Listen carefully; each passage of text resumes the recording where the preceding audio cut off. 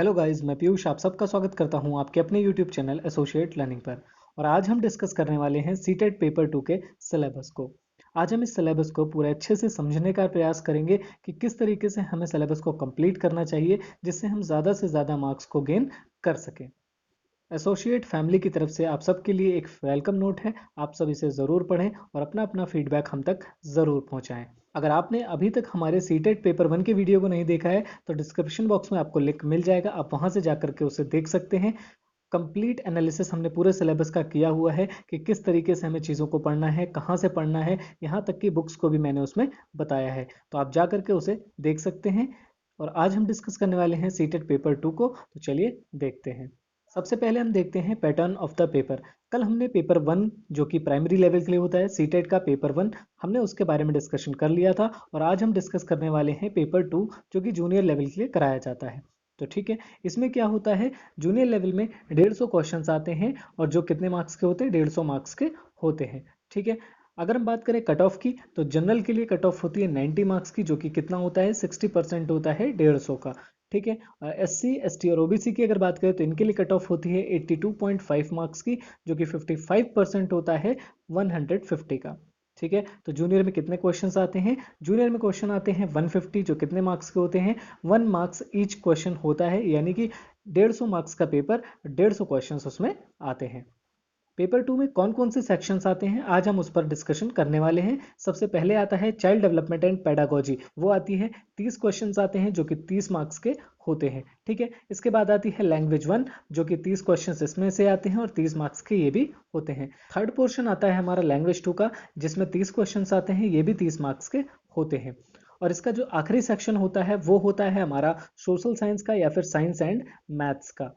ठीक है, social science आप लेते हैं या फिर आप साइंस लेते हैं, ठीक है, जो भी आपका ग्रेजुएशन में सब्जेक्ट होता है उसी के अकॉर्डिंग यहाँ पर आप लेते हैं। ठीक है, तो इसके कितने क्वेश्चंस आते हैं, इसके क्वेश्चंस आते हैं 60, ये भी कितने मार्क्स के होते हैं, 1 मार्क्स ईच क्वेश्चन होता है, यानी कि 60 क्वेश्चंस आते हैं, 60 मार्क्स का ये होता है। तो ये हो जाता है हमारा पैटर्न। सीडीपी 30 मार्क्स की आती है, लैंग्वेज 1 भी 30 मार्क्स की आती है, लैंग्वेज 2 भी कितने मार्क्स की आती है, 30 मार्क्स की आती है। ठीक है, इसका जो लास्ट पोर्शन होता है जो कि सोशल साइंस और साइंस एंड मैथ का है, वो हमारा 60 मार्क्स का होता है। अब आ जाता है हमारा सिलेबस। सबसे पहले बात करते हैं चाइल्ड डेवलपमेंट एंड पेडागोजी में। चाइल्ड डेवलपमेंट पेडागोजी को 3 पार्ट्स में डिवाइड किया जाता है। पहला पार्ट जो है वो कहलाता है चाइल्ड डेवलपमेंट। इसके अंतर्गत हमें क्या क्या पढ़ना है, तो सबसे पहला टॉपिक जो आ जाता है हमारा, वो आ जाता है कॉन्सेप्ट्स ऑफ डेवलपमेंट। डेवलपमेंट के जो कॉन्सेप्ट्स हैं वो क्या क्या हैं और इसका रिलेशनशिप क्या है लर्निंग के साथ में। ठीक है, लर्निंग के साथ में डेवलपमेंट का क्या रिलेशन है वो भी हमें यहाँ पर पढ़ना है। अगला टॉपिक हमारा आ जाता है principles of development of children.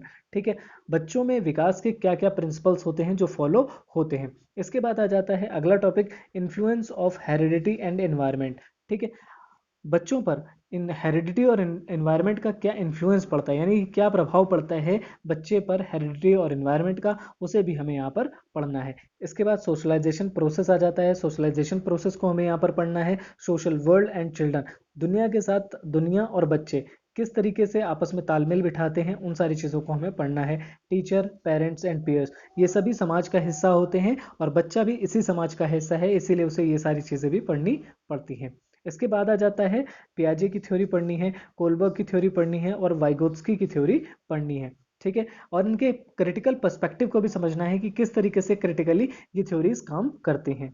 ठीक है, इसके बाद आ जाता है concepts of child centred and progressive education. Progressive education क्या है, चाइल्ड सेंटर्ड एजुकेशन क्या है, इसके बारे में हमें यहाँ पर पढ़ना है। अगला टॉपिक हमारा आ जाता है critical perspective of construct of intelligence. बुद्धि का निर्माण किस तरीके से होता है, किस किस तरीके से बुद्धि काम करती है। ठीक है, आईक्यू क्या होता है, इंटेलिजेंस क्वोशंट इसे कहते हैं, तो इंटेलिजेंस क्वोशंट क्या होता है, किस तरीके से किसी भी व्यक्ति का आईक्यू निकाला जाता है, वो सारी चीज़ें भी हम यहाँ पर पढ़ते हैं। इसके बाद आ जाता है मल्टी डायमेंशनल इंटेलिजेंस। ठीक है, बहुआयामी बुद्धि क्या होती है, उसके बारे में हमें यहाँ पर पढ़ना है। इसके बाद आ जाता है लैंग्वेज एंड थॉट, भाषा और विचार क्या है, उसके बारे में भी हमें इसी पॉइंट के अंतर्गत पढ़ना है। अगला टॉपिक आ जाता है gender as a social construct. Gender को भी हमें यहाँ पर पढ़ना पड़ता है, जेंडर रोल्स क्या क्या होते हैं, जेंडर बायसनेस क्या होती है और एजुकेशनल प्रैक्टिस में किस तरीके की चीज़ों को हम यूज़ करते हैं। ठीक है, इसके साथ साथ हमें यहाँ पर एक चीज़ और पढ़नी होती है जिसे हम कहते हैं जेंडर पैरिटी। ठीक है। जेंडर पैरिटी क्या होती है उसे भी हम यहाँ पर पढ़ते हैं। ठीक है, आगे देखते हैं। अगला टॉपिक आ जाता है इंडिविजुअल डिफरेंसेस अमंग लर्नर्स। ठीक है, जो भी लर्नर्स हैं उनके बीच में इंडिविजुअल डिफरेंसेस उसे भी हमें यहाँ पर पढ़ना है। क्योंकि हमने पिछली वीडियो में देखा था कि इंडिविजुअल डिफरेंसेस क्या होते हैं, क्योंकि हर व्यक्ति एक दूसरे से अलग होता है, तो जो भी एक व्यक्ति और दूसरे व्यक्ति में विभिन्नताएं हैं उसे ही हम क्या कहते हैं, इंडिविजुअल डिफरेंसेस कहते हैं। और हर लर्नर एक दूसरे से भिन्न है किसी न किसी रूप में, इसी को हम कहते हैं इंडिविजुअल डिफरेंसेस अमंग लर्नर्स, उसे भी हमें यहाँ पर पढ़ना है। इसके बाद आ जाता है understanding differences based on diversity of language. जो लैंग्वेज पर बेस्ड है, कास्ट पर बेस्ड है, जेंडर पर बेस्ड है, कम्युनिटी और रिलीजन पर बेस्ड जो डिफरेंसेस हैं उसे भी हमें यहाँ पर समझना है। अगला टॉपिक आ जाता है the distinction between assessment for learning and assessment of learning. ठीक है, तो असेसमेंट फॉर लर्निंग क्या होता है और असेसमेंट ऑफ लर्निंग क्या होता है, इसके बारे में भी हमें यहाँ पर पढ़ना होता है। ठीक है, इसके बाद आ जाता है school based assessment, continuous and comprehensive evaluation क्या होता है, इसके पर्सपेक्टिव और प्रैक्टिसेस को भी हमें यहाँ पर समझना है। इसके बाद आ जाता है formulating appropriate questions for assessing readiness level of learner for enhancing learning and critical thinking in the classroom for assessing learners achievement. ठीक है, हमें इस तरीके के क्वेश्चंस बनाने हैं जिससे हम बच्चे की रेडीनेस को चेक कर सकें, उसकी लर्निंग को इन्हेंस कर सकें, उसके अंदर क्रिटिकल थिंकिंग को डेवलप कर सकें और उसकी क्या क्या अचीवमेंट हैं उसको भी हम क्या कर सकें, असेस कर सकें। तो इसके लिए हमें इस तरीके के क्वेश्चंस फॉर्म करने चाहिए, वो भी हम कहाँ पढ़ते हैं, यहाँ पर पढ़ते हैं। जो दूसरा सेक्शन आ जाता है वो आ जाता है concept of inclusive education and understanding children with special needs. पहला जो पॉइंट इसमें आता है वो आता है addressing learning from diverse background. हर बच्चा अलग अलग जगह से आता है, हर किसी का बैकग्राउंड अलग अलग होता है, तो हमें उसे भी समझना है। कुछ बच्चे डिसएडवांटेज ग्रुप से आते हैं, कुछ डिप्राइव्ड क्लास से आते हैं, तो हमें वो भी चीज़ें समझनी है। और ये सारे बच्चे क्या होते हैं, इनको एक स्पेशल नीड की ज़रूरत होती है। ठीक है, तो ये स्पेशल नीड के बच्चे कहलाते हैं, इनको एक अलग तरीके के ट्रीटमेंट की आवश्यकता होती है। तो किस तरीके का ट्रीटमेंट हमें इनके साथ करना चाहिए वो भी हम कहाँ पढ़ते हैं, इसी CDP के अंतर्गत यूनिट 2 में पढ़ते हैं। ठीक है, इसके बाद आ जाता है addressing the need of children with learning difficulties.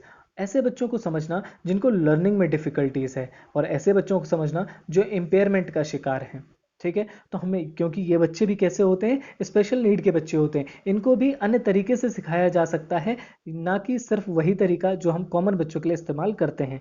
ठीक है, तो इनको क्या कहा जाता है, स्पेशल नीड के बच्चे कहा जाता है। और इनके लिए हम नए नए मेथड्स का प्रयोग करते हैं, इनको सिखाने के लिए, इनको समझाने के लिए नई नई चीज़ों का प्रयोग करते हैं। इसका अगला टॉपिक हमारा आ जाता है addressing the talented creative specially abled learners. ठीक है, जो टैलेंटेड बच्चे होते हैं, क्रिएटिव बच्चे होते हैं और स्पेशली एबल्ड लर्नर्स बच्चे होते हैं, उनमें क्या होता है, ये भी एक स्पेशल नीड के बच्चे होते हैं। क्योंकि अगर कोई बच्चा ज़्यादा टैलेंटेड है और बाकी सारे नॉर्मल हैं, ठीक है, तो अगर हम उसको पढ़ा रहे हैं, ठीक है, अगर हम नॉर्मल बच्चों के साथ में टैलेंटेड बच्चे को पढ़ाते हैं, तो यहाँ पर दो तरीके की समस्याएं आती हैं। कैसी? अगर हम टैलेंटेड बच्चे के हिसाब से पढ़ाते हैं तो जो नॉर्मल बच्चे हैं उनको समझ में नहीं आएगा। ठीक है, और अगर हम नॉर्मल बच्चों के हिसाब से समझाते हैं तो वो जो टैलेंटेड बच्चा है वो हमारे लिए समस्या पैदा करेगा। ठीक है, तो ये भी कैसे बच्चे होते हैं, तो ये सारे बच्चे भी स्पेशल नीड के बच्चे होते हैं, इनके बारे में भी हम यहाँ पर पढ़ते हैं। जो थर्ड पोर्शन आता है वो हमारा आता है लर्निंग एंड पेडागोजी का। तो इसके अंतर्गत पहला जो पॉइंट आता है वो आता है how children think and learn. बच्चे किस तरीके से सोचते हैं और किस तरीके से सीखते हैं, ये हमें पता होना चाहिए। क्योंकि हम बच्चों को पढ़ाने जा रहे हैं तो हमें ये सारी चीज़ें तो पता ही होनी चाहिए कि बच्चे किस तरीके से सीखते हैं, किस तरीके से बच्चे सोचते हैं। ठीक है, how and why children fail to achieve success in school performance. कैसे और क्यों बच्चे फेल हो जाते हैं सक्सेस अचीव करने में स्कूल लाइफ के दौरान या स्कूल परफॉर्मेंस के दौरान, वो भी चीज़ें हमें यहाँ पर पढ़नी होती हैं। इसके बाद आ जाता है हमारा basic process of teaching and learning. Teaching और लर्निंग का जो बेसिक प्रोसेस है हमें उसे यहाँ पर समझना है। ठीक है, चिल्ड्रंस स्ट्रेटजी ऑफ लर्निंग, बच्चों को समझाने की, बच्चों को लर्न कराने की क्या स्ट्रेटजीज हैं, बच्चों को सिखाने की क्या स्ट्रेटजीज हैं, वो भी हमें यहाँ पर पढ़नी है। Learning as a social activity, जो सीखना है वो एक सामाजिक प्रक्रिया है या सामाजिक क्रिया है, वो भी हमें यहाँ पर पढ़ना है। सोशल कॉन्टेक्स्ट ऑफ लर्निंग, ठीक है, जो सीखना है उसका सोशल कॉन्टेक्स्ट क्या है वो भी हमें यहाँ पर पढ़ना होता है। अगला टॉपिक हमारा आ जाता है child as a problem solver. जो बच्चा होता है वो एक प्रॉब्लम सॉल्वर है, किस तरीके से है वो भी हमें यहाँ पढ़ना है। और बच्चा एक साइंटिफिक इन्वेस्टिगेटर है तो इसके बारे में भी हमें यहाँ पर पढ़ना होता है। अगला टॉपिक हमारा आ जाता है alternative conceptions of learning in children. ठीक है, बच्चे और किन मेथड से सीखते हैं और कौन कौन से मेथड्स हैं जिससे हम बच्चों को सिखा सकते हैं, वो भी सारे मेथड्स हमें यहाँ पर पढ़ने हैं। Understanding children's error as significant step in learning process. ठीक है, तो बच्चों में जो एरर होती है, जब बच्चे एरर करते हैं तो इसको एक सिग्निफिकेंट प्रोसेस समझना चाहिए, एक स्टेप समझना चाहिए कि बच्चा अब कुछ सीख रहा है। ठीक है, अगर बच्चा एरर गलतियां नहीं कर रहा है तो इसका मतलब है या तो वो उस पूरे सिस्टम में इन्वॉल्व नहीं हो रहा है या तो उसको सारी चीजें आती हैं। ठीक है, गलतियां करने का ये बिल्कुल मतलब नहीं है कि बच्चा सीखना नहीं चाहता है। गलतियां करने का सीधा सा मतलब ये होता है कि बच्चा सीखने की कोशिश कर रहा है। ठीक है, तो गलतियां क्या हैं, लर्निंग का पार्ट है, उससे अलग नहीं है। अगला टॉपिक हमारा आ जाता है कॉग्निशन एंड इमोशन। ठीक है, कॉग्निशन क्या होता है, इमोशन क्या होता है, मोटिवेशन क्या होता है, लर्निंग क्या होती है, इन सब के बारे में हमें पढ़ना है। साथ ही साथ इनमें आपस में रिलेशन क्या होता है हमें वो भी पढ़ना है यहाँ पर। अगला टॉपिक हमारा आ जाता है फैक्टर्स कंट्रीब्यूटिंग टू लर्निंग। ऐसे कौन कौन से फैक्टर्स हैं जो सीखने में मदद करते हैं उनके बारे में हमें यहाँ पर पढ़ना है। पर्सनल फैक्टर्स कौन कौन से होते हैं जो हमें सीखने में मदद करते हैं, और एनवायरमेंटल फैक्टर्स कौन कौन से होते हैं जो हमें सीखने में मदद करते हैं। तो इन सब के बारे में हमें यहाँ पर पढ़ना है। सीडीपी का हमारा सिलेबस यहीं तक था और यहीं पर हमारा सीडीपी का सिलेबस खत्म होता है। अब हम बात करते हैं लैंग्वेज 1 और लैंग्वेज 2 दोनों का सिलेबस बिल्कुल सेम है। मैं लैंग्वेज 1 को समझा देता हूं, आप लैंग्वेज 2 को उसी के हिसाब से समझ लीजिएगा। ठीक है, लैंग्वेज 1 में जो आप एक भाषा लेते हैं उसको आप लैंग्वेज 2 में नहीं ले सकते। यानी कि अगर आप हिंदी को एज अ लैंग्वेज 1 चूज करते हैं तो आप हिंदी को एज अ लैंग्वेज 2 चूज नहीं कर सकते। ठीक है, यानी लैंग्वेज 2 के रूप में आप किसको लेंगे, या तो इंग्लिश को लेंगे या तो उर्दू को लेंगे या किसी अन्य भाषा को लेंगे, लेकिन आप हिंदी को नहीं ले सकते क्योंकि आपने हिंदी को लैंग्वेज 1 में चूज कर लिया है। ठीक है, अब बाकी सिलेबस को हम समझने का प्रयास करते हैं कि किस तरीके से लैंग्वेज 1 में हमें क्या क्या चीज़ों को पढ़ना है। लैंग्वेज चेन को हम दो पार्ट में डिवाइड करते हैं, पार्ट ए और पार्ट बी में। पार्ट ए जो होता है हमारा वो लैंग्वेज कॉम्प्रिहेंशन से रिलेटेड होता है, जबकि जो पार्ट बी होता है वो हमारा पेडागोजी से रिलेटेड होता है। तो पार्ट 1 में हमारे पास दो पैसेजेस आते हैं। पहला जो पैसेज आता है वो प्रोज या फिर ड्रामा से रिलेटेड होता है, या तो वो कोई प्रोज होगा या तो वो क्या होगा, ड्रामा होगा। ठीक है, अगला जो होता है, जो दूसरा पैसेज आता है वो पोएम से रिलेटेड होता है। यानी एक गद्य का पैसेज आता है और एक पद्य का पैसेज आता है। अगर आप हिंदी भाषा को ले रहे हैं तो एक गद्य आएगा और एक पद्य आएगा। ठीक है, अगर हम बात करें पेडागोजी की तो पेडागोजी में क्या क्या आता है, सबसे पहले इसमें आ जाता है लर्निंग एंड एक्विजिशन। लर्निंग क्या होती है और एक्विजिशन क्या होती है। ठीक है, किसी भाषा को हम सीखते हैं और किसी भाषा को हम एक्वायर कर लेते हैं, दोनों में क्या अंतर होता है वो हमें यहाँ पर पढ़ना है। ठीक है, इसके बाद आ जाता है principle of language teaching. Language को पढ़ाने के क्या प्रिंसिपल्स होते हैं। भाई टीचिंग के प्रिंसिपल्स अलग होते हैं और लैंग्वेज को पढ़ाने के प्रिंसिपल्स अलग होते हैं, तो वो भी हमें यहाँ पर पढ़ने हैं। ठीक है, इसके बाद आ जाता है role of listening and speaking. Listening का, सुनने का और बोलने का क्या रोल होता है वो भी हमें यहाँ पर समझना है। फंक्शन ऑफ लैंग्वेज, लैंग्वेज के क्या क्या फंक्शंस होते हैं, लैंग्वेज कौन कौन से रोल प्ले करता है हमारी लाइफ में, वो भी हमें यहाँ पर पढ़ना है। How children use language as a tool, बच्चे भाषा का इस्तेमाल एक टूल के रूप में किस तरीके से करते हैं वो भी हमें सारा यहीं पर पढ़ना है। इसके बाद आ जाता है a critical perspective on the role of grammar. ठीक है, ग्रामर का क्या रोल है वो हमें समझना है। लर्निंग अ लैंग्वेज, लैंग्वेज को सीखने में ग्रामर का क्या रोल है वो भी हमें यहाँ पर समझना है। ठीक है, इसके अलावा हमें यहाँ पर challenges of teaching language, language को पढ़ाते समय कई तरीके के चैलेंजेस हमें फेस करने होते हैं, हमें वो भी यहाँ पर समझने हैं कौन कौन से चैलेंजेस होते हैं और उन चैलेंजेस को हम कैसे मीट आउट कर सकते हैं, यानी उनको कैसे हम एड्रेस कर सकते हैं और कैसे उनको हम दूर कर सकते हैं। तो वो सारी चीज़ें भी हम क्या करते हैं यहीं पर समझते हैं। ठीक है, क्योंकि हम जिस बैकग्राउंड में पढ़ाने जा रहे हैं वो एक डाइवर्स बैकग्राउंड हो सकता है। हम इसके बाद आ जाती है लैंग्वेज डिफिकल्टीज। लैंग्वेज डिफिकल्टीज क्या होती हैं, कौन कौन सी प्रॉब्लम्स आती हैं लैंग्वेज को पढ़ाते समय, वो भी हमें यहाँ पर देखना है। लैंग्वेज एरर्स क्या होती हैं और लैंग्वेज डिसऑर्डर्स क्या होते हैं वो भी हमें यहाँ पर पढ़ना है। अगला आ जाता है हमारा लैंग्वेज स्किल्स। तो लैंग्वेज स्किल्स हमारी कौन कौन सी होती हैं, वो होती है हमारी LSRW। ठीक है, एल से हो जाता है लिसनिंग, एस से हो जाता है स्पीकिंग, आर से हो जाता है रीडिंग और डब्ल्यू से हो जाता है राइटिंग। ठीक है, तो जो सबसे कॉम्प्लेक्स प्रोसेस है वो है हमारा राइटिंग, इसीलिए हम इसको सबसे लास्ट में सीखते हैं। ठीक है, इसके बाद आ जाता है evaluating language comprehension and proficiency. ठीक है, लैंग्वेज के कॉम्प्रिहेंशन और प्रोफिशिएंसी को समझना है हमें यहाँ पर, स्पीकिंग, लिसनिंग, रीडिंग और राइटिंग को समझना है यहाँ पर, इसी जगह पर हमें ये सारी चीज़ें भी समझनी है। इसके बाद हमारे पास आ जाता है टीचिंग लर्निंग मटेरियल, टीएलएम क्या होता है, टीचिंग लर्निंग मटेरियल क्या क्या होता है वो भी हमें यहाँ पर पढ़ना है। इसके अंतर्गत हमें टेक्स्ट बुक्स को पढ़ना है, मल्टीमीडिया में हम किन किन चीज़ों का इस्तेमाल करते हैं, मल्टीलिंगुअल रिसोर्सेज क्या होते हैं उसके बारे में हमें यहाँ पर पढ़ना है। इसके बाद अंतिम टॉपिक जो इसका आ जाता है वो आ जाता है हमारा रेमेडियल टीचिंग। रेमेडियल टीचिंग का मतलब क्या होता है, रेमेडियल टीचिंग का मतलब होता है उपचारात्मक शिक्षण या निदानात्मक शिक्षण। कोई भी समस्या बच्चे को है तो वो किस तरीके से दूर की जाएगी उसको हम किसके अंतर्गत पढ़ते हैं, रेमेडियल टीचिंग के अंतर्गत पढ़ते हैं। ठीक है, तो ये सारी चीजें भी आपको यहाँ पर पढ़नी है। आगे बढ़ते हैं हम।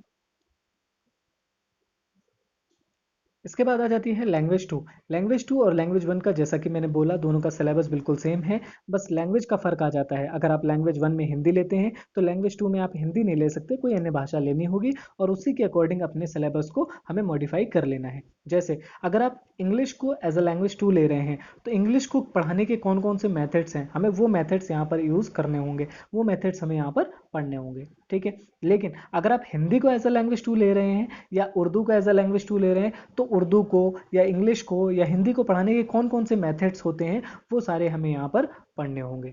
ठीक है, तो लैंग्वेज वन और लैंग्वेज टू का सिलेबस बिल्कुल सेम है। जिस तरीके का सेक्शन ए होता है लैंग्वेज वन में उसी तरीके का सेक्शन ए होता है लैंग्वेज टू में। ठीक है, और जिस तरीके का सेक्शन बी होता है लैंग्वेज वन में उसी तरीके का सेक्शन बी होता है किसमें, लैंग्वेज टू में। तो दोनों का सिलेबस बिल्कुल सेम है, बस भाषा का अंतर है। ठीक है, उम्मीद करता हूं आपको ये समझ आ गया होगा। अगर कोई भी समस्या लगे आपको कि आपको ये चीज़ समझ में नहीं आ रही है तो आप कमेंट करके मुझसे पूछ सकते हैं, मैं आपका जवाब देने की पूरी कोशिश करूंगा। इसके बाद आ जाता है हमारा चौथा पोर्शन जिसमें हम बात करते हैं सोशल स्टडीज़ के, साइंस की। ठीक है, सोशल स्टडीज़ की अगर बात करें तो इसको भी हम दो पोर्शंस में डिवाइड करते हैं। पहला आ जाता है कंटेंट का पोर्शन और दूसरा पोर्शन आ जाता है हमारा पेडागोजी की। तो कंटेंट के बारे में हम डिस्कस कर लेते हैं क्या क्या चीज़ें इसमें आएंगी। सबसे पहले बात करते हैं हिस्ट्री की। तो हिस्ट्री में व्हेन, वेयर एंड हाउ आएगा। सबसे पहला चैप्टर है हमारा। एनसीईआरटी की अगर बात करें तो एनसीईआरटी का सबसे पहला चैप्टर यही है, कब, कहाँ और कैसे। ठीक है, इसके बारे में पढ़ना है। इसके बाद आती हैं द अर्लीस्ट सोसाइटीज, उसके बारे में हमें पढ़ना है। The first farmers and herders के बारे में पढ़ना है। इसके बाद द फर्स्ट सिटीज, जो पहले नगर बसे, ठीक है, जो हड़प्पा की खुदाई में नगर मिले वो कौन कौन से थे उनके बारे में पढ़ना है। इसके बाद अर्ली स्टेट्स के बारे में पढ़ना है, शुरुआत में जो स्टेट्स बने उनके बारे में पढ़ना है जिसे हम महाजनपदों के नाम से जानते हैं। इसके बाद आते हैं न्यू आइडियाज, कौन कौन से नए आइडियाज जनरेट हुए, जैसे कि बुद्धिज्म आया, जैनिज्म आया, उसके बारे में हमें यहाँ पर पढ़ना है। इसके बाद पहला अंपायर, पहला जो अंपायर बना जिसे हम मगध साम्राज्य के नाम से जानते हैं उसके बारे में हमें यहाँ पर पढ़ना है। इसके बाद आता है कॉन्टेक्ट्स विद डिस्टेंट लैंड्स, जो दूर के देश थे उनके साथ हमारे किस तरीके के संबंध थे, किस तरीके से हम उनके साथ व्यापार करते थे, वो सारी चीज़ें हमें यहाँ पर पढ़नी है। इसके साथ साथ इतिहास में किस तरीके से पॉलिटिकल डेवलपमेंट्स हो रहे थे वो हमें पढ़ने हैं। कल्चरल एंड साइंटिफिक डेवलपमेंट कैसे हो रहे थे उनके बारे में हमें पढ़ना है यहाँ पर। इसके साथ साथ new new Kings and kingdoms के बारे में पढ़ना है, नए राजा और नए राज्य जो बने उनके बारे में पढ़ना है। क्योंकि जब एक राज्य का पतन होता है तो उसके बाद कई छोटे छोटे राज्य बनते हैं और जब ये नए छोटे छोटे राज्य बनते हैं तो बहुत सारे राजा आ जाते हैं, फिर उसके बाद संघर्ष स्टार्ट होता है। तो इन सब के बारे में भी हमें यहाँ पर पढ़ना है। इसका दिल्ली के सुल्तान के बारे में पढ़ना है, सुल्तान्स ऑफ दिल्ली के बारे में हमें यहाँ पर पढ़ना है। इसके बाद आ जाता है आर्किटेक्चर, किस तरीके से आर्किटेक्चर का विकास हुआ उसको हमें पढ़ना है, एंशंट इंडिया में, मेडिवल इंडिया में और फिर मॉडर्न इंडिया में। तो ये सारी चीज़ें भी हमें यहाँ पर पढ़नी है। इसके बाद आ जाता है क्रिएशन ऑफ एन एम्पायर, जब ये चीज़ें सब खत्म हुई धीरे धीरे तो उसके बाद एक नया अंपायर बना उसके बारे में हमें पढ़ना है, जिसके अंतर्गत हम किसे पढ़ते हैं, इसके अंतर्गत हम पढ़ते हैं मुगल अंपायर को।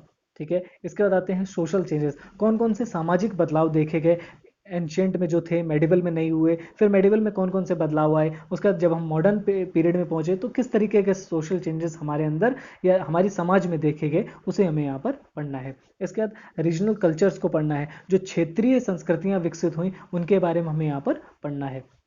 इसके बाद आ जाता है the establishment of company power, फिर एक कंपनी आई भारत में, वो व्यापार करने के उद्देश्य से आई और किस तरीके से हमारे ऊपर शासन करने लगी उसके बारे में हमें यहाँ पर पढ़ना है। इसके बाद आ जाता है rural life and society, rural life और सोसाइटी किस तरीके की थी उसके बारे में हमें पढ़ना है। कोलोनियलिज्म क्या होता है, ट्राइबल सोसाइटीज़ कौन कौन सी थी उनके बारे में हमें पढ़ना है। द रिवोल्ट ऑफ 1857, 1857 के विद्रोह को पढ़ना है बहुत अच्छे से, क्योंकि इससे हर बार क्वेश्चन आता ज़रूर है। ठीक है। विमेंस एंड रिफॉर्म्स, वुमेन्स और उनसे रिलेटेड कौन कौन से रिफॉर्म्स हुए उनके बारे में हमें पढ़ना है। Challenging the caste system, caste system को लेकर के कौन कौन से मूवमेंट चलाए गए उनके बारे में भी हमें यहाँ पर पढ़ना है। इसके बाद आ जाता है द नेशनलिस्ट मूवमेंट, जो राष्ट्रवादी आंदोलन चलाए गए वो कौन कौन से राष्ट्रवादी आंदोलन थे उनके बारे में हमें यहाँ पर पढ़ना है। इंडिया आफ्टर इंडिपेंडेंस, आज़ादी के बाद भारत में किस तरीके के बदलाव हुए, क्या क्या बदला भारत में, वो सब चीज़ें हमें यहाँ पर पढ़नी है। इसके बाद हमें इसके साथ साथ हिस्ट्री का जो कंटेंट वाला पोर्शन है वो खत्म हो जाता है। अब बात कर लेते हैं अगले पोर्शन की। अगला पोर्शन आ जाता है हमारा ज्योग्राफी का। तो ज्योग्राफी में हमें क्या पढ़ना है? ज्योग्राफी में हमें सबसे पहले देखना है geography as a social study. Geography social study के तरीके से किस तरह काम करती है और ज्योग्राफी एज अ साइंस किस तरीके से काम करती है, इन दोनों के बारे में हमें यहाँ पर पढ़ना है। इसके बाद प्लैनेट, अर्थ इन अ सोलर सिस्टम, सारे प्लैनेट्स को हमें पढ़ना है और साथ ही साथ अर्थ का उस पूरे सोलर सिस्टम में क्या रोल है, किस पोजीशन पर अर्थ है और क्या क्या चीज़ें अर्थ के आसपास हैं, यानी कि पूरे सारे प्लैनेट्स को हमें पढ़ना है, पूरे सोलर सिस्टम को हमें यहाँ पर समझना है। इसके बाद आ जाता है ग्लोब।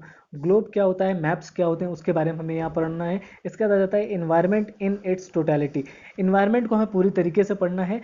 नेचुरल इन्वायरमेंट क्या होता है, ह्यूमन इन्वायरमेंट क्या होता है, उसके बारे में हमें पढ़ना है। इसके साथ साथ एयर के बारे में पढ़ना है, वाटर के बारे में पढ़ना है। ये सारी चीज़ें हमें किसके अंतर्गत पढ़नी है? सोशल स्टडीज़ के अंतर्गत पढ़नी है। ये सारी चीज़ें आपको कहाँ मिलेंगी? ज्योग्राफी की बुक में मिलेंगी। इसके बाद आ जाता है ह्यूमन इन्वायरमेंट। ह्यूमन इन्वायरमेंट क्या होता है, किस तरीके के लोग सेटलमेंट में रहते हैं, ठीक है, ट्रांसपोर्टेशन किस तरीके का होता है, कम्युनिकेशन क्या होते हैं, उसके बारे में हमें यहाँ पढ़ना है। इसके बाद आता है रिसोर्सेज, किस तरीके की रिसोर्सेज होती हैं, नेचुरल रिसोर्सेज कौन कौन सी होती हैं और ह्यूमन रिसोर्सेज कौन कौन सी होती हैं, उसके बारे में हमें यहाँ पर पढ़ना है। लास्ट टॉपिक हमारा आ जाता है एग्रीकल्चर। एग्रीकल्चर, चूंकि भारत एक कृषि प्रधान देश है तो एग्रीकल्चर का एक बहुत मेजर रोल है भारत पर, इसलिए हमें इसे भी एग्रीकल्चर को यहाँ पर पढ़ना है। ठीक है। सोशल स्टडी को 3 पार्ट्स में डिवाइड किया जाता है। पहला आ जाता है हिस्ट्री, दूसरा आ जाता है ज्योग्राफी और तीसरा जो आ जाता है सोशल एंड पॉलिटिकल लाइफ आ जाता है। एक क्वेश्चन डायरेक्टली यहीं से बन जाता है कि पॉलिटी को हम किस नाम से जानते हैं, इसे हम क्या कहते हैं? सोशल एंड पॉलिटिकल लाइफ कहते हैं। तो सोशल एंड पॉलिटिकल लाइफ के अंतर्गत सबसे पहले हमें पढ़ना है डाइवर्सिटी।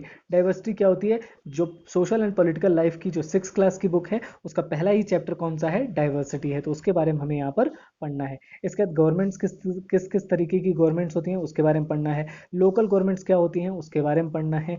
मेकिंग अ लिविंग, किस तरीके से हम अपनी आजीविका चलाते हैं वो हमें यहाँ पर पढ़ना है। डेमोक्रेसी क्या होती है, यानी लोकतंत्र क्या है, लोकतंत्र के बारे में पढ़ना है। प्रजातंत्र क्या होता है उसके बारे में भी हमें यहाँ पर समझना है। स्टेट गवर्नमेंट्स क्या होती हैं, ठीक है, राज्य की सरकारें क्या होती हैं उसके बारे में हमें पढ़ना है। अंडरस्टैंडिंग मीडिया, ठीक है, जिस मीडिया का इस्तेमाल आजकल बहुत ज़्यादा हो रहा है, चाहे वो सोशल मीडिया हो, प्रिंट मीडिया हो, ठीक है, किसी भी तरीके का मीडिया हो सकता है, उस सारे मीडिया को हमें यहाँ पर समझना है। इसके बाद आ जाता है अनपैकिंग जेंडर। जेंडर के बारे में भी हमें यहाँ पर पढ़ना है। दी कॉन्स्टिट्यूशन, भारत का संविधान। तो हमें सबसे ज़्यादा जो इम्पोर्टेंट इसमें है वो क्या है? हमारा संविधान। तो हमें संविधान को भी यहाँ पर पढ़ना है। इसके अलावा पार्लियामेंट्री फॉर्म ऑफ गवर्नमेंट क्या होती है उसके बारे में पढ़ना है। प्रेसिडेंशियल फॉर्म ऑफ गवर्नमेंट क्या होती है उसके बारे में भी हमें यहाँ पर पढ़ना है। इसके बाद आ जाता है जुडिशरी, जो हमारी न्यायपालिका है, न्यायपालिका के बारे में हमें यहाँ पर पढ़ना है। और लास्ट में हमें सोशल जस्टिस और मार्जिनलाइज के बारे में पढ़ना है, यानी कि सामाजिक न्याय क्या होता है और साथ ही साथ जो मार्जिनलाइज्ड होते हैं। मार्जिनलाइज का मतलब होता है जो हमारे समाज का जो अंतिम वर्ग है, ठीक है, अंतिम व्यक्ति है, उसके बारे में भी हमें यहाँ पर पढ़ना है। ठीक है। सोशल स्टडीज़ का जो पोर्शन बी है उसमें हमें पेडागोजिकल इश्यूज़ के बारे में पढ़ना है। तो कौन कौन से पेडागोजिकल इश्यूज़ हैं उनके बारे में हमें यहाँ पर पढ़ना है। तो पहला टॉपिक हमें पढ़ना है यहाँ पर concept and nature of social science. ठीक है, सोशल साइंस है क्या और इसका नेचर किस तरीके का है उसके बारे में हमें पढ़ना है। इसके बाद आ जाता है क्लासरूम प्रोसेस क्या होता है, एक्टिविटीज़ क्या होती हैं, डिस्कोर्स क्या होता है, उसके बारे में हमें यहाँ पर पढ़ना है। इसके बाद डेवलपिंग क्रिटिकल थिंकिंग, बच्चों में क्रिटिकल थिंकिंग का डेवलपमेंट किस तरीके से होगा उसे भी हमें यहाँ पर समझना है। ठीक है। इसके बाद आ जाता है इंक्वायरी एंड एम्पेरिकल एविडेंसेस क्या होते हैं, इंक्वायरी किस तरीके से की जाती है और एम्पेरिकल एविडेंसेस क्या होते हैं, किस तरीके से हम एविडेंसेस को जमा करते हैं, वो सारी चीज़ें भी हमें यहाँ पर पढ़नी है। इसके बाद आ जाता है problems of teaching social science, social science को पढ़ाते समय किन किन प्रॉब्लम को हमें फेस करना होता है वो सारी चीज़ें हमें यहाँ पढ़नी है। सोर्स, सबसे जो बड़ा मुद्दा आता है सोशल साइंस में वो आ जाता है हमारे पास सोर्स का, क्योंकि जो भी इतिहास लिखा जाता है वो प्राइमरी सोर्स और सेकेंडरी सोर्स के बेसिस पर लिखा जाता है। ठीक है, तो इसलिए हमारे पास सोर्सेज बहुत इंपॉर्टेंट हो जाते हैं। प्राइमरी सोर्स कौन कौन से होते हैं, सेकेंडरी सोर्स कौन कौन से होते हैं, वो सब चीज़ें हमें यहाँ पर पढ़नी है। इसके अलावा प्रोजेक्ट वर्क क्या होता है और इवैल्यूएशन। कोई भी चीज़ अगर हम पढ़ा रहे हैं, कोई भी चीज़ अगर हम करवा रहे हैं, तो उसको फिर हम बाद में क्या करते हैं, इवैल्यूएट करते हैं, क्या वो चीज़ बिल्कुल सही तरीके से हो भी रही है या नहीं हो रही है। इवैल्यूएशन इसीलिए किया जाता है, तो इवैल्यूएशन को भी हमें क्या करना है, यहीं पर पढ़ना है। ठीक है, इसके बाद हम आ जाते हैं मैथ्स और साइंस के पोर्शन में। मैथमेटिक्स का जो कंटेंट वाला पोर्शन है, हम सबसे पहले उसे देख लेते हैं। तो इसमें कंटेंट में क्या क्या पूछा जाता है, नंबर सिस्टम पूछे जाते हैं, नोइंग आर नंबर्स, नंबर के कितने टाइप्स होते हैं, जैसे प्राइम नंबर क्या होता है, इवन नंबर क्या होते हैं, ऑड नंबर क्या होते हैं, इस तरीके के क्वेश्चंस यहाँ पर पूछे जाते हैं। अगला आ जाता है प्लेइंग विथ नंबर, वो भी हम यहाँ पढ़ते हैं। होल नंबर क्या होता है, ठीक है, उसके बारे में हम पढ़ते हैं। बेसिक ज्योमेट्री के बारे में पढ़ते हैं, 2D फिगर्स कौन कौन से होते हैं उनके बारे में पढ़ते हैं। सिमेट्री किस तरीके से बनती है उसके बारे में हम सिमेट्री के बारे में पढ़ते हैं। मेंसुरेशन, मेंसुरेशन सबसे इंपॉर्टेंट टॉपिक हो जाता है, इससे काफ़ी क्वेश्चंस पूछे जाते हैं और बहुत ही इजी टॉपिक होता है, तो मेंसुरेशन को भी हमें यहाँ पर पढ़ना है। इसके बाद आ जाता है नेगेटिव नंबर्स एंड इंटीजर्स क्या होते हैं, इनके बारे में पढ़ना है। फ्रैक्शंस क्या होता है, अलजेब्रा के बारे में पढ़ना है। इंट्रोडक्शन टू अलजेब्रा के बारे में पढ़ना है।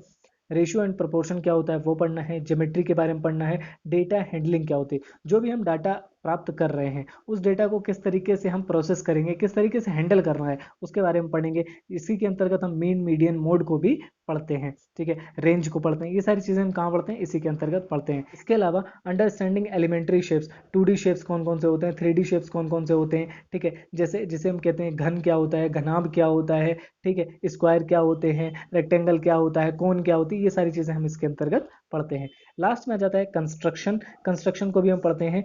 स्ट्रेट एज क्या होती है, स्केल के थ्रू किस तरीके से हम चीज़ों को कंस्ट्रक्ट करते हैं, प्रोट्रैक्टर के थ्रू हम किस तरीके से चीज़ों को कंस्ट्रक्ट करते हैं, और लास्ट में आ जाता है कंपास के थ्रू हम किस तरीके से चीज़ों को कंस्ट्रक्ट करते हैं। तो कंस्ट्रक्शन के बारे में भी हमें बेसिक चीज़ें यहाँ पर पता होनी चाहिए, वो सारी चीज़ें इसी के कंटेंट का पार्ट हो जाती हैं। इसके बाद आ जाता है हमारा मैथ का पेडागोजिकल पोर्शन। तो पेडागोजी में, मैथ्स की पेडागोजी में हमें क्या पढ़ना है वो देख लेते हैं। सबसे पहले नेचर ऑफ मैथमेटिक्स, मैथमेटिक्स का नेचर कैसा है, लॉजिकल थिंकिंग, क्योंकि मैथ्स हम पढ़ा ही क्यों रहे हैं, मैथ्स को पढ़ाने का सीधा सा बेसिक सा मतलब ये है कि हम बच्चे में लॉजिकल थिंकिंग डेवलप करना चाहते हैं, बच्चे को हम सोचना सिखाना चाहते हैं कि किस तरीके से चीज़ों को सोचेगा। ठीक है, इसीलिए हम यहाँ पर नेचर को समझते हैं कि मैथमेटिक्स का नेचर कैसा है। इसके अलावा place of mathematics in curriculum, जो हमारा पाठ्यक्रम है, पाठ्यक्रम में मैथ्स का क्या स्थान है उसे भी हमें यहाँ पर पढ़ना है। लैंग्वेज ऑफ मैथमेटिक्स, मैथ्स की भाषा कौन सी है वो हमें यहाँ समझना है। कम्युनिटी मैथ्स क्या होती है वो पढ़ना है। इवैल्यूएशन, हमें हर जगह पर इवैल्यूएशन तो पढ़ना ही पढ़ना है। इवैल्यूएशन एक कॉमन सा टॉपिक है जो हमें सब जगह पर पढ़ना है। इसके बाद आ जाता है रेमेडियल टीचिंग। रेमेडियल टीचिंग मैंने अभी पीछे बताया था, रेमेडियल टीचिंग का मतलब होता है उपचारात्मक शिक्षण या निदानात्मक शिक्षण, तो वो भी हमें यहाँ पर पढ़ना है। इसके अलावा problem of teaching maths, maths को पढ़ाते समय कौन कौन सी समस्याओं का हमें सामना करना पड़ता है वो भी हमें यहाँ पर पढ़ना है। ठीक है, जो अगला पोर्शन आ जाता है वो आ जाता है हमारा साइंस। यहाँ पर मैथ्स नहीं होगा, क्या होगा, साइंस। साइंस में भी दो पोर्शन है, पहला कंटेंट पोर्शन है और दूसरा हमारा कौन सा पोर्शन है, दूसरा है हमारा पेडागोजी। तो साइंस के कंटेंट पोर्शन को हम देख लेते हैं। सबसे पहले आ जाता है फूड।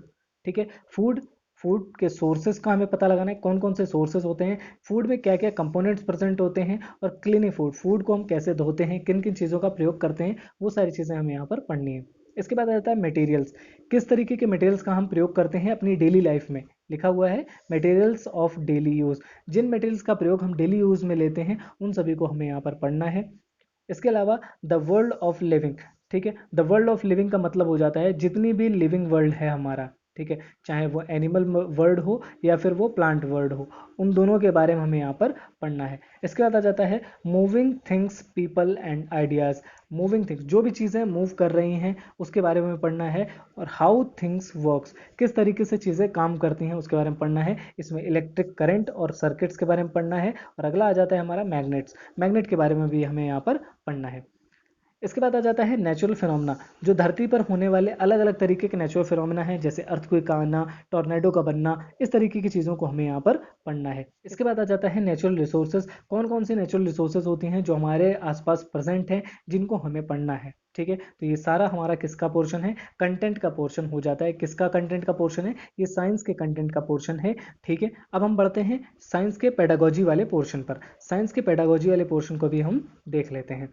ठीक है, तो यहाँ पर मैथमेटिक्स नहीं है, यहाँ पर क्या है, साइंस है।